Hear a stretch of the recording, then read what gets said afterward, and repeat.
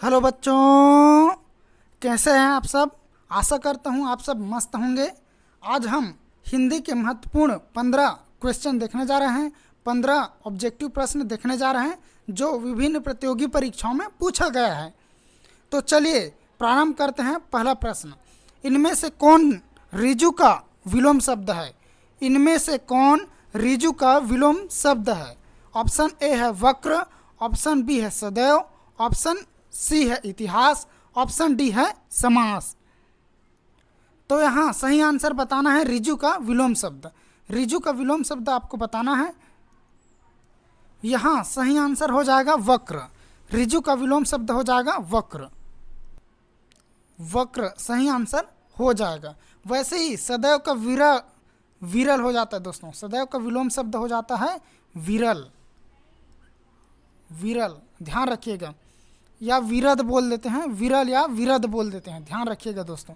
वैसे ही समास का विलोम शब्द हो जाता है व्यास।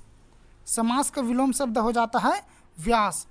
और वैसे ही इतिहास का विलोम शब्द हो जाता है, इतिहास मतलब प्राचीन, मतलब भावी। इतिहास मतलब भावी या भविष्य। भावी बोल सकते हैं या भविष्य बोल सकते हैं दोस्तों। चलिए आगे बढ़ते हैं। इनमें से कौन आगामी का विलोम शब्द है। इनमें से कौन आगामी का विलोम शब्द है। आगामी का विलोम शब्द आपको बताना है दोस्तों।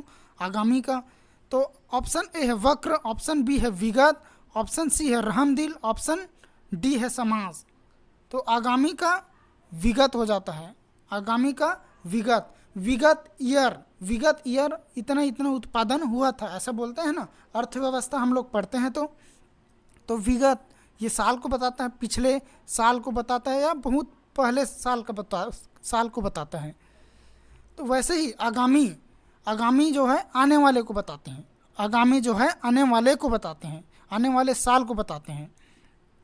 इनमें से कौन जालिम का विलोम शब्द है। जालिम का विलोम शब्द बताना दोस्तों। इनमें से कौन जालिम का विलोम शब्द है। तो ऑप्शन ए है वक्र, ऑप्शन बी है सदैव, ऑप्शन सी है रहमदिल, ऑप्शन डी है समास। तो जालिम का रहमदिल हो जाता है। जालिम का रहमदिल हो जाता है दोस्तों, ध्यान रखिएगा। समास के कितने भेद होते हैं। समास का अब प्रकार बताना है दोस्तों। समास का प्रकार बताना है आपको। तो यहाँ ऑप्शन है ए 5, ऑप्शन बी है 6, ऑप्शन सी है 4, ऑप्शन डी है 11। तो समास का प्रकार बताना है। समास का 6 प्रकार होते हैं। समास का 6 प्रकार होते हैं, ध्यान रखिएगा।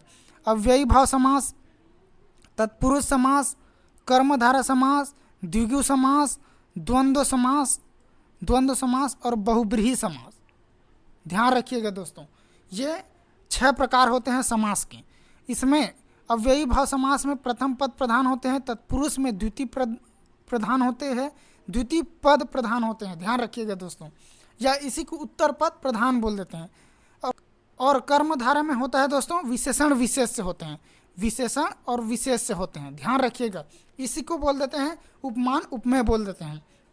वैसे ही द्विगु में संख्यावाची होता है। द्विगु में संख्यावाची होता है। वैसे ही बहुब्रीहि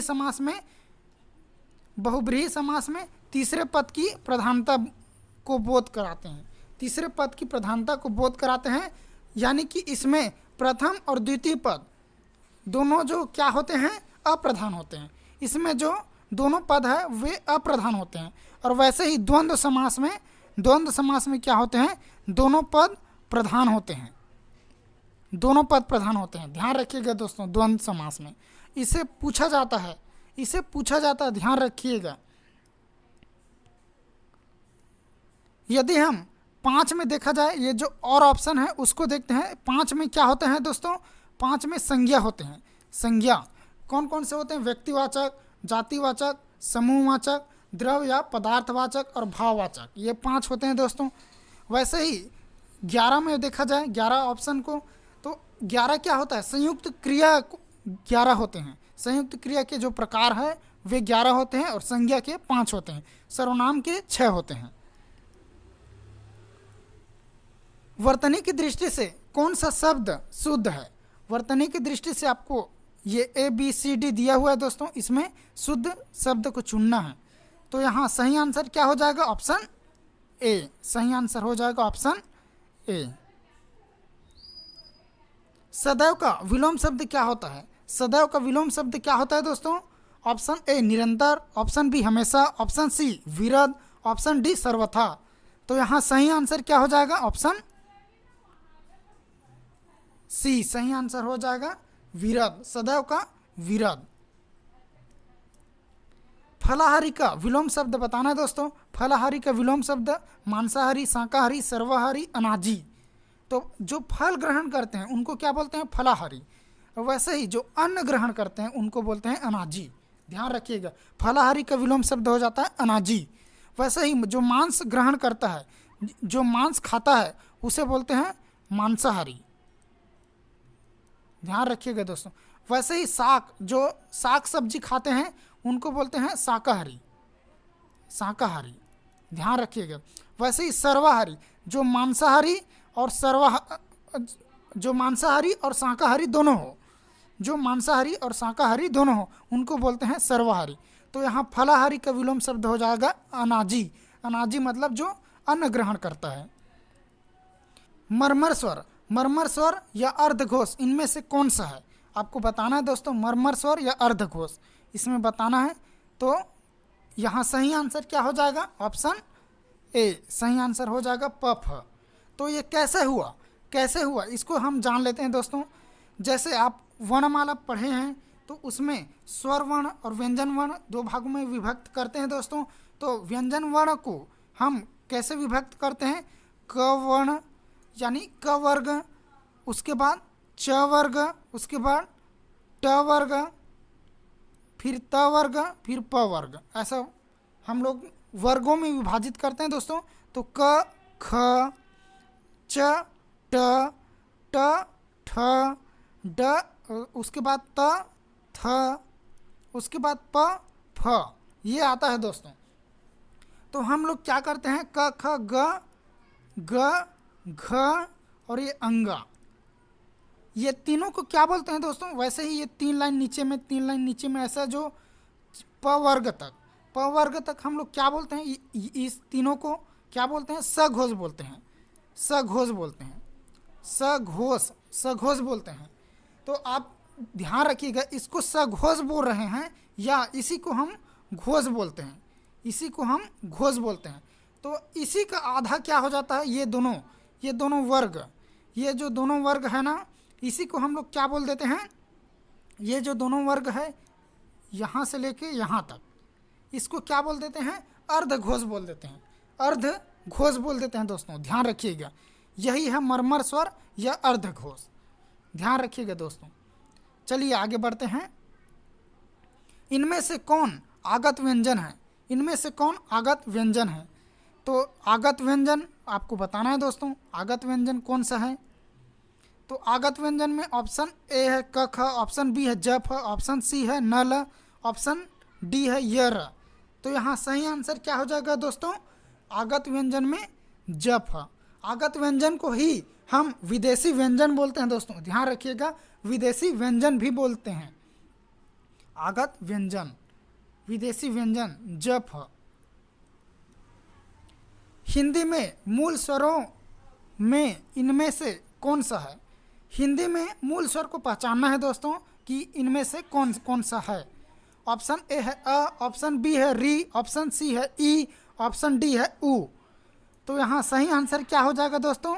यहाँ सही आंसर ऑप्शन ई सही आंसर हो जाएगा। सभी क्या है? मूल स्वर है। ऐसा कौन सा सर्वनाम है जो विशेषता को बताता है? ऐसा कौन सा सर्वनाम है जो विशेषता को बताता है?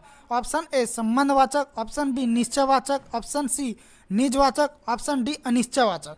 तो यहाँ सही आंसर आपको बताना है दोस्तों। तो यहाँ सही आंसर क्या हो जाएगा? निजवाचक।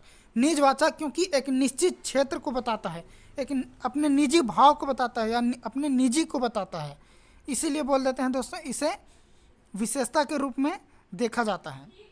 भाववाचक संज्ञा के अंतर्गत आते हैं। भाववाचक संज्ञा के अंतर्गत कौन आते हैं इसको बताना है दोस्तों।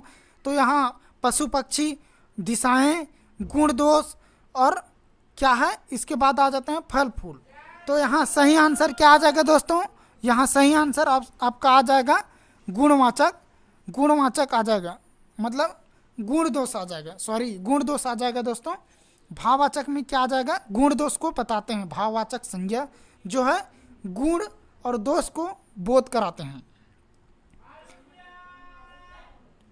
हरि का पर्यायवाची क्या क्या होता है? हरि का पर्यायवाची ऑप्शन ए भगवान विष्णु, ऑप्शन बी मेढक सांप, ऑप्शन सी तालाब, ऑप्शन डी इनमें से सभी। तो यहाँ सही आंसर क्या आ जाएगा दोस्तों? यहाँ सही आंसर आ जाएगा, इनमें में बूंदी लगेगा दोस्तों। यहाँ सही आंसर आ जाएगा ऑप्शन डी। हरि के पर्यायवाची में भगवान विष्णु भी आता है, मेढक भी आता है, सांप आता है, तालाब आता है। ध्यान रखिएगा दोस्तों, ये सभी सही आंसर हो जाएगा।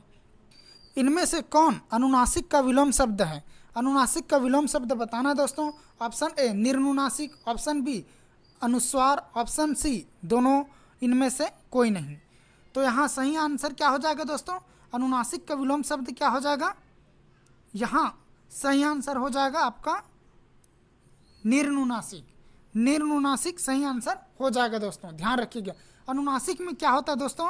जैसे हम लोग आंगन लिखते हैं, आंगन आंगन, तो यहाँ चंद्र बिंदु डालते हैं, यहाँ चंद्र बिंदु, तो उसी चंद्र बिंदु को क्या बोलते हैं हम लोग? अनुनासिक बोलते हैं।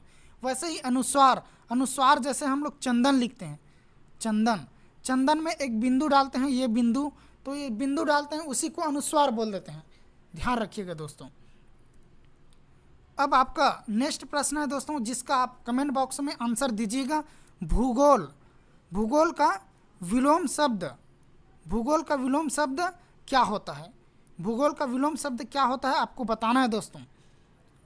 तो आपका ऑप्शन ए है इतिहास, इतिहास, ऑप्शन बी है भूगोल, ऑप्शन सी है अर्थशास्त्र, अर्थशास्त्र, ऑप्शन डी है खगोल, और ऑप्शन ई है दोस्तों आपका गणित। ये गणित होता है दोस्तों। तो इसका आप कमेंट बॉक्स में आंसर दीजिएगा दोस्तों। आज का क्लास हम यहीं समाप्त करते हैं।